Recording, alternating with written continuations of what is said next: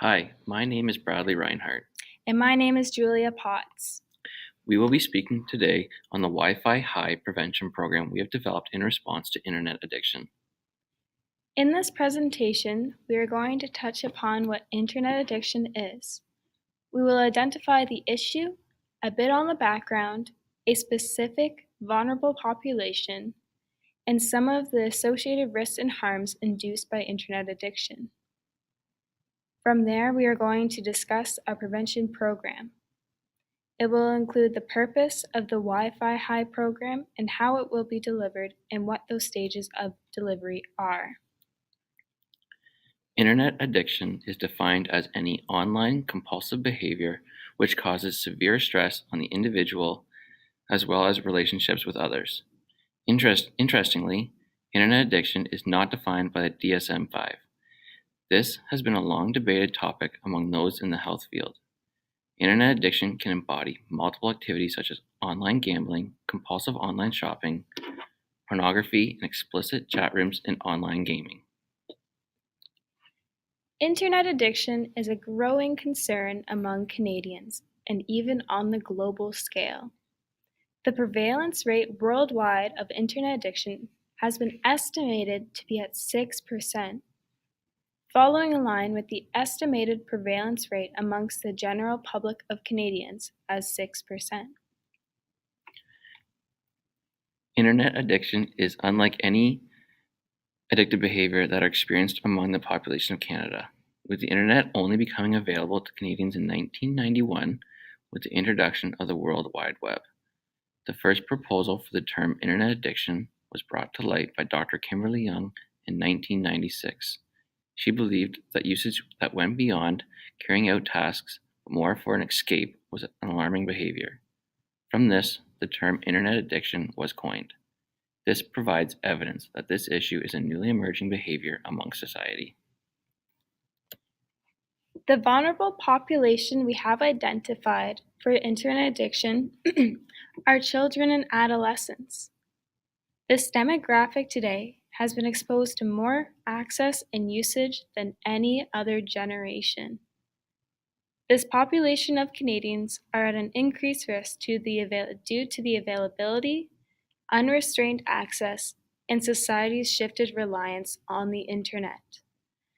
When looking at Canadian students between grades 4 to 11, it has been identified that 99% had internet access that was available outside of the school setting.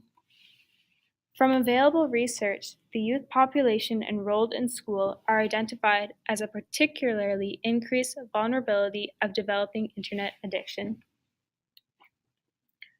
The associated risks that follow along with internet addiction can include both short-term and long-term harms. Some of the identified short-term risks include unfinished tasks, forgotten responsibilities, unhealthy weight gain may develop due to inactivity. Long-term risks can be quite serious. Someone with internet addiction may experience backaches, neck pains, and may develop carpal tunnel syndrome. Vision strain can result in issues as well. Bankruptcy is another long-term risk. Not only does it strain your financial situation, but also your partnerships, your mental health due to intense stress from the losses. Psychological pain can be evident in short-term and long-term risks. You may lose a friend in the short term or marriage in the long term. Isolation is also a risk due to this addictive behavior.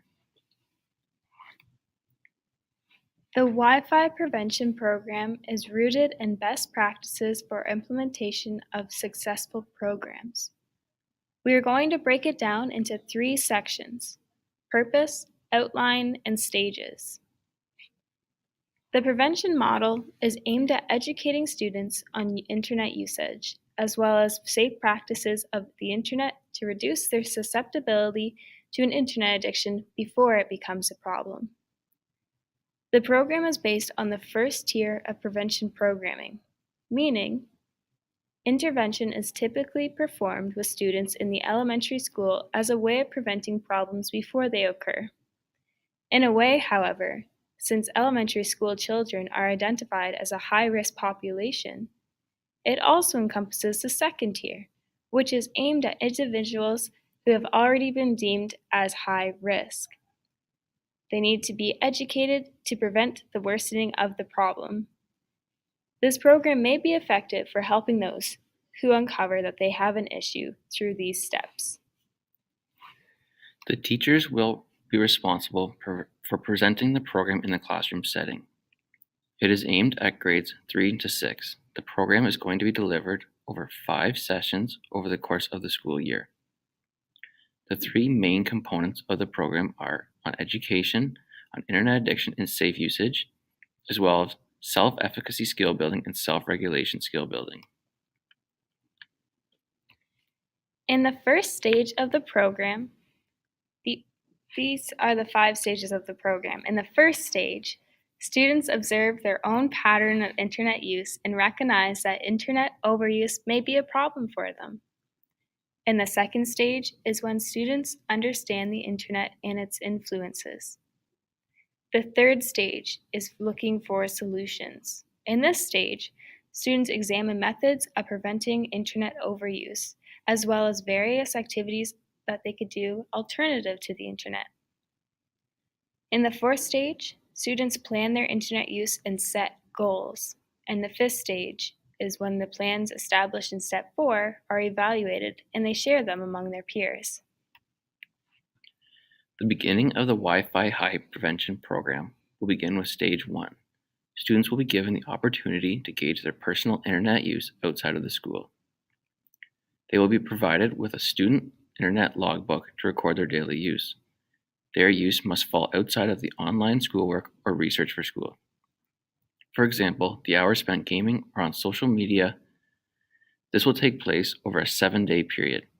At the end of the week, students will be required to bring in their completed student internet logbook. At this time, students will come together to evaluate their internet use logbook results. This gives students an opportunity to self-reflect on their possible problematic overuse. These log results will be used to evaluate post-program internet use changes. Students will come together to evaluate their internet use logbook results. Provided is an example of the student internet logbook. This allows students to record their week-long internet use. It was designed to be simple and easy to follow for children in grades 3 to 6. In this stage, the teacher will gauge the student's basic understanding of internet use and when they think it turns into a problem. Questions like, would you rather play a game online or hang out with Freddie? Or, when you come over to someone's house, do you ask right away for the Wi-Fi password? Questions like these will help gauge it. In a 30-minute presentation, the teacher will explain what internet addiction is and some of the risks posed by it. The teacher will ask the students how long they think is a good amount spent on screen-based activities. Then, the teacher will reveal to students the recommended internet usage that pediatricians suggest. This gives students an opportunity to self-reflect on their possible problematic overuse. As a side note, children should be limited to less than 2 hours of entertainment-based screen time per day and shouldn't have TVs or internet access in their bedrooms. This is according to the new guidelines of the American Academy of Pediatrics. In stage 3, students will be allocated 30 minutes of class time to brainstorm alternative options for healthy activities that can be done instead to reduce the amount of time spent on the internet with their peers, such as outdoor games like catch, dodgeball, skip rope, card games, sports, volunteering, helping your neighborhood, parents, grandparents with tasks. These will then be taken up and written on a large piece of paper and posted in the class as a visual aid for students to become familiar with these alternative activities.